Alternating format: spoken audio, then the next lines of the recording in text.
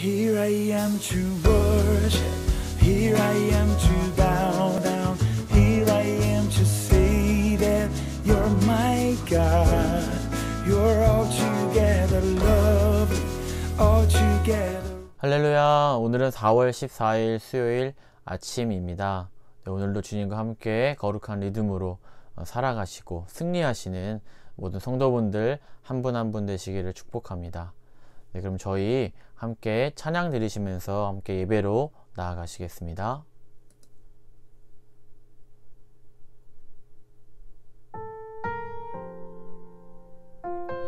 네, 다시 한번 이 시간 우리의 마음을 만져주시고 우리와 함께 하시는 주님을 바라보며 함께 찬양합시다.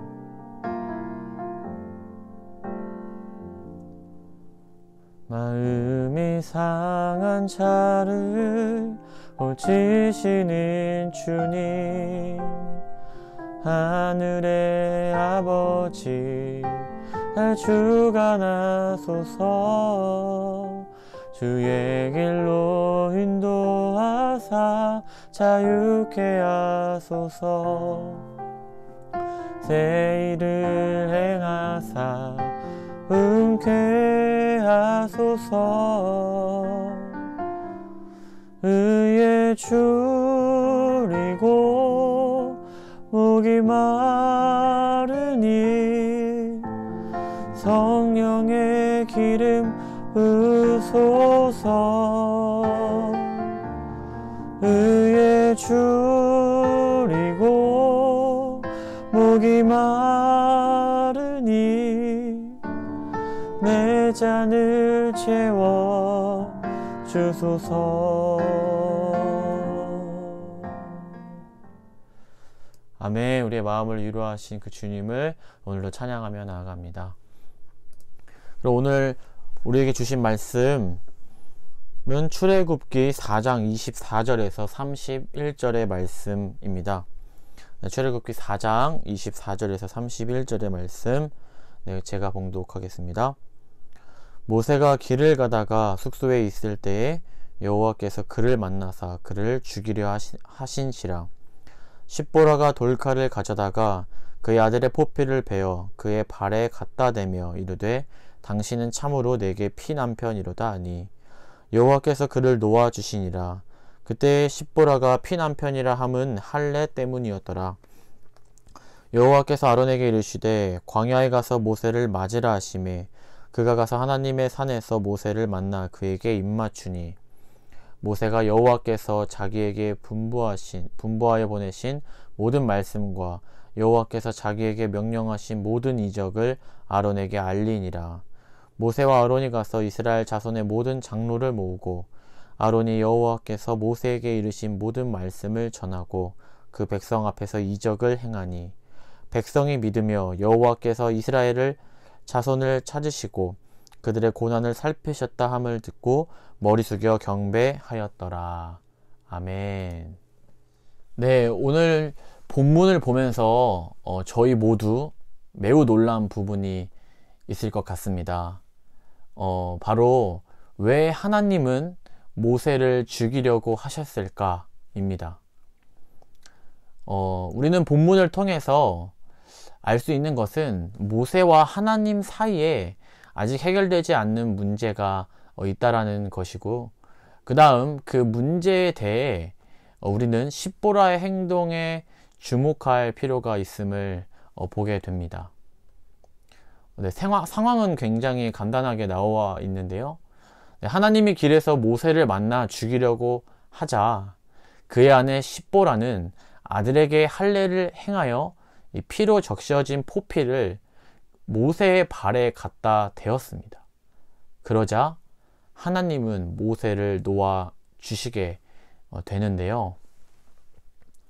네, 이로 인해서 우리가 먼저 알 수 있는 것은 모세는 자신의 아들에게 바로 하나님의 자녀가 되는 그 언약의 증표인 할례 의식을 하지 않았다라는 것을 알 수 있습니다. 그리고 그 중요성을 심각하게 생각하지 않았다는 것 또한 알 수 있게 되는데요. 우리 모두 알다시피 할례는 하나님의 백성과 자녀가 되는 외형적인 증표였고, 태어난 지 8일 만에 시행해야 하는 그러한 하나님의 명령이었습니다. 그런데 이제 이스라엘의 지도자로서 애굽으로 가는 이 모세가 자신의 아들에게 하나님의 법인 이 할례를 시행하지 않았다라는 것은 굉장히 심각한 문제였다라는 것입니다. 여기에서 이 모세가 왜 자신의 아들에게 할례를 행하지 않았는가에 대한 다양한 의견들이 있습니다. 그런데 그 의견 가운데 하나는 이 십보라는 이방인이었기 때문에 바로 아들의 할례를 반대했을 거라는 의견입니다. 왜냐하면 25절에서 이 하나님이 모세를 죽이려고 하자 십보라가 마치 하나님이 무엇 때문에 분노하는지 아는 것처럼 바로 아들의 이 할례를 행했기 때문입니다. 우리도 알다시피 이 모세와 십보라는 서로 종교관이 달랐습니다. 그래서 이 성경에는 나오지 않았지만요, 제가 조금 상상을 해 보았는데요, 둘 사이에 평소에 많은 대화들이 오갔을 것 같습니다. 이제 모세는 이제 하나님의 법을 지키기 위해서 십보라에게 이건 이렇게 해야 한다, 이건 이렇게 하지 않으면 안 된다 라는 이러한 대화를 이야기를 많이 했다면요, 이 십보라는 그런 모세의 이야기를 듣고 왜 꼭 그렇게 해야 하죠? 나는 그렇게 생각하지 않는데요, 우리는 그렇게 하지 않아도 됩니다 라고 어쩌면 모세에게 이야기를 하지 않았을까 라고 생각이 듭니다. 그래서 둘 사이에는 이러한 이야기들이 많이 오갔겠죠. 그러면서 때로는 이 싸움으로 번지기도 하고 감정의 골이 깊어지기도 하고, 이런 것들이 지속되다 보면 아마 서로 지치지 않았을까 라고 생각이 듭니다. 그래서 이제 부딪히지 않기 위해서 둘은 이제 나름의 타협을 했을 것 같고, 그렇게 나중에는 나와 당신의 생각이 다르니까 서로의 생각을 존중해 줍시다 라고 하면서 어쩌면 이야기의 마무리가 자주 있지 않았을까 라고 좀 생각을 해 보았습니다. 자, 그렇게 만약 그렇게 모세와 십보라의 이야기가 많이 오갔고 정말 그렇다라고 한다면 이 할례를 결국 하지 않은 이 아들의 모습을 보았을 때 모세는 어쩌면 가정의 평화를 지키는 자상한 아버지였겠다 라는 생각이 듭니다. 이 장인이었던 이드로조차 이방인이었기 때문에 이 이드로와 십보라가 둘 다 반대를 만약에 계속해서 하게 된다면 그 할례를 주장하는 그러한 모세가 힘들었을 것 같다라는 생각이 많이 들었습니다. 그래서 모세는 결국 이들에게는 그래도 이야기를 들어주는 자상한 아버지, 가정의 평화를 지키는 아버지였을지는 모르겠지만, 이제 이스라엘의 지도자로서의 모세는 바로 이러한 모습으로는 부족했다라는 것입니다. 이 모습은 하나님이 원하시는 모세의 모습은 아니었다라는 것입니다. 그래서 하나님은 이 사건으로 인해 이제 지도자로 나서기 전 모세가 자신의 가정에서부터 하나님의 법을 시행해야 함을 보여주는 사건이 되었습니다. 요즘에 이 코로나로 인해서 집에서나 밖에서 온라인 예배를 드리시는 분들이 많이 계십니다.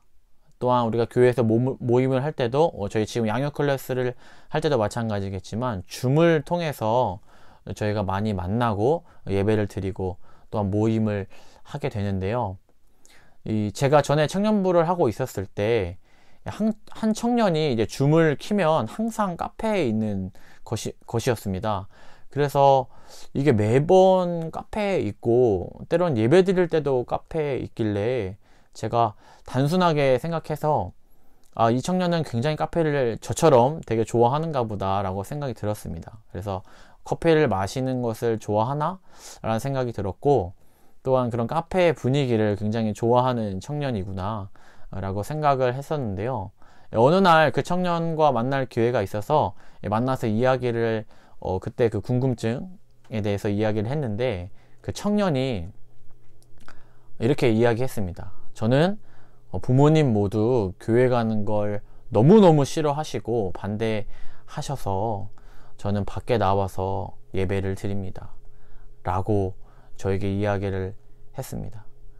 그래서 그 이야기를 하고 난 후에 그 청년은 이제는 적응이 되어서 밖에서 예배를 드리는 것, 또 줌으로 모임을 하는 것, 이제는 많이 괜찮아졌습니다. 그런데 한 가지 너무나 아쉬운 게 있는데, 그것은 목소리를 내어서 하나님을 찬양할 수 없다라는 것이었다고 저에게 말을 해 주었는데요. 제가 이 이야기를 듣고 얼마나 제가 한심하고 정말 너무나 부끄러운 마음이 들었습니다.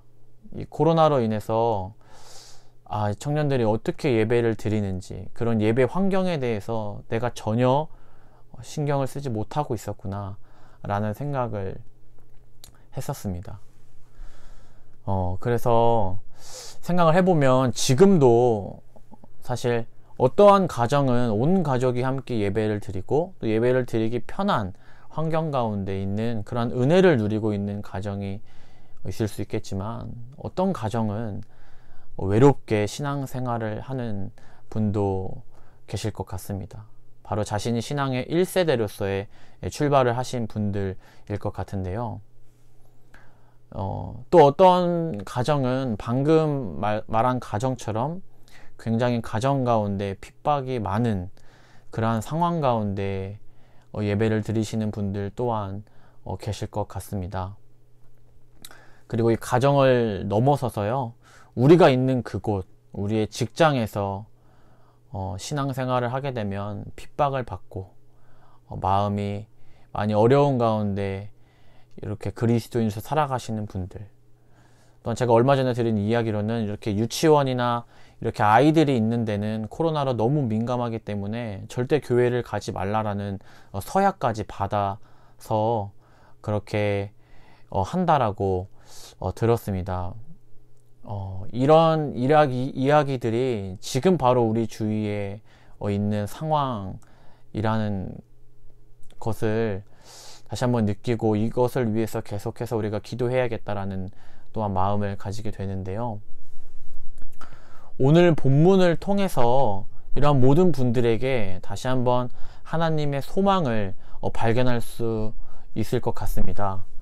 제가 처음에 이 본문을 묵상할 때 처음에는 너무나 무서운 생각이 들었습니다. 모세를 선택하셔서 이제 하나님이 쓰시기로 결정을 했음에도 불구하고 이 모세를 죽이려고 하셨던 이 하나님을 보면서 정말 나도, 이 모세는 이 정도지만 나는 더 큰 부끄러움과 더 큰 어떤 신앙의 연약함들이 있는데 나는 진작에 죽지 않았을까라는 그러한 생각도 해보면서요, 한편으로는 하나님이 너무나 무섭다라는 생각을 했었습니다. 그런데 이 본문을 계속 묵상하다 보니까 정말 한없는 하나님의 사랑을 발견할 수 있었습니다.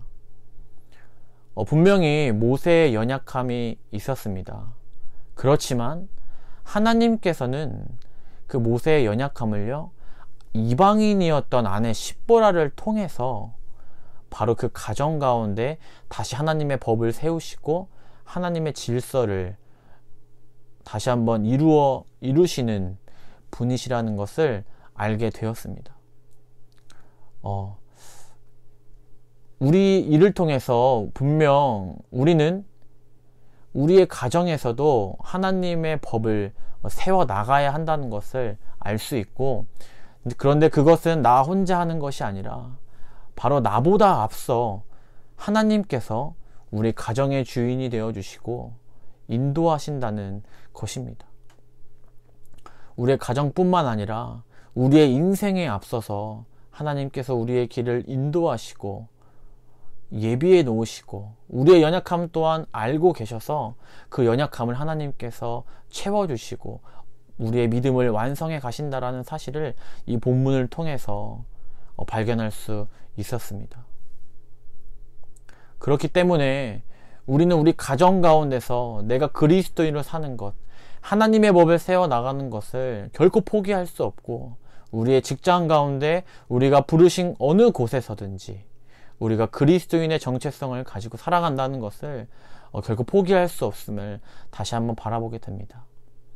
하나님이 우리의 길을 인도하시기에 하나님이 그 소망이 우리 가운데 있고, 또한 하나님은 그것을 완성하시는 분이기에 결코 우리가 기도하는 것을 포기할 수 없다라는 것입니다. 사랑하는 여러분, 오늘 본문에서는 아내인 십보라는 바로 모세와 하나님의 중재자가 되었습니다.